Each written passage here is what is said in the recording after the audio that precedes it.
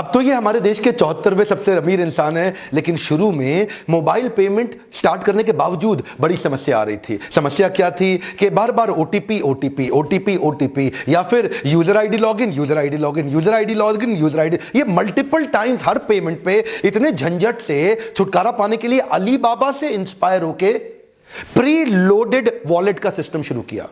एक बार वॉलेट में पैसा डाल दो, अब आराम से जिसको मर्जी पे करते रहो, ना तो यूजर आईडी पासवर्ड आपको बार बार झंझट करना और ओटीपी ओटीपी का गेम खत्म। अब देखिए, पेटीएम अपने कस्टमर से तो चार्ज करता नहीं, तो कमाता कहां से? ये बड़ा प्रश्न है। पेटीएम कमाता कहां से है? देखिए, एक तो पेटीएम कमाता है पेटीएम फॉर बिजनेस से। अगर आपकी ट्रांजैक्शन का वॉल्यूम बहुत बड़ा है तो 1.5% उस पर चार्ज कर लेगा सेलर से, 1.5% विच इज इंक्लूडिंग जीएसटी। मैं भी देता हूं, मेरे भी जो कस्टमर्स हैं जो बाउंस बैक में आते हैं, लीडरशिप फनल में आते हैं, वो मुझे पे करते हैं और पेटीएम के थ्रू पे करते हैं, तो मैं 1.5% पेटीएम को देता हूं विच इज इंक्लूडिंग जीएसटी। एक तो ये पेमेंट का तरीका हो गया। दूसरा, 30 करोड़ यूजर जो पेटीएम के प्लेटफॉर्म पे हैं, उनको एडवर्टाइजर्स की एडवर्टाइजिंग दिखाता है, तो जो एडवर्टाइजर आता है वो भी पेटीएम को पे करेगा, क्योंकि आप उसकी ऐड देख रहे हैं ना, तो उससे या तो वो एनुअल सब्सक्रिप्शन ले लेगा या मंथली पे पर क्लिक वगैरह सिस्टम से उनको पे कर देगा। तीसरा, जो आप मोबाइल वॉलेट के अंदर पैसा बड़ा डाल के रखते हैं ना, उस पे ये उसकी एफडी करा के उस पे इंटरेस्ट भी कमा लेता है। जैसे अगर पेटीएम के पास 100 करोड़ रुपया आप सबका मोबाइल वॉलेट का पड़ा है, तो उस पे भी ये पैसा कमाता है, इंटरेस्ट की कमाई हो गई।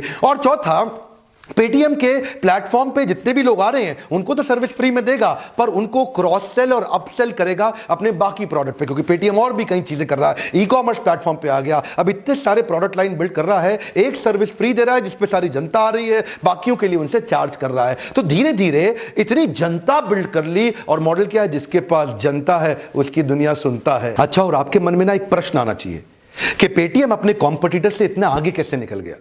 देखिए, पेटीएम सबसे पहले ऑनलाइन मॉडल को ऑफलाइन मॉडल में लेके आया। इसको जरा समझिए। पेटीएम के जो मर्चेंट्स हैं, जो लोग आप जाते हैं ना, सब्जी वाला, ठेले वाला, मोची है, नाई है, या कोई भी ऑटो वाला, रिक्शा वाला, इतना छोटा छोटा वेंडर का आप पेमेंट करना चाहते हैं, तो उसके पास ऑनलाइन ट्रांजैक्शन की कोई सुविधा नहीं है, कई बार उसके पास बैंक अकाउंट भी नहीं है। तो क्या किया जाए? पेटीएम वॉलेट से कोई भी अगर रिक्शे वाला भी है, सब्जी वाला, ठेले वाला भी है, तो वो बिना बैंक अकाउंट के पेटीएम से जुड़ सकता है, बिना बैंक अकाउंट के पेटीएम से पैसा ले सकता है, बिना बैंक अकाउंट के पेटीएम से खर्चा भी कर सकता है। अब देखिए क्या है, क्योंकि फिजिकल इंफ्रास्ट्रक्चर नीचे गरीब तबके तक बिल्ड नहीं किया जा सकता था, तो इसीलिए इसने ये कमाल का मॉडल बिल्ड किया। अंडर सर्व्ड और अनसर्व्ड जो सोसाइटी है, अंडर डेवलप्ड और अनडेवलप्ड जो सोसाइटी है देश की, उस सोसाइटी को जोड़ जोड़ के अचानक इतने बड़े हुए हैं। $16 बिलियन पे हैं, $100 बिलियन पे जाने का सपना रखते हैं। विजय शेखर शर्मा ने एक सुंदर सी शादी करा दी है। शादी किसकी हुई मालूम है आपको? बुलाया नहीं शादी में, बुलाया था, शादी करा दी पर्स की और मोबाइल की।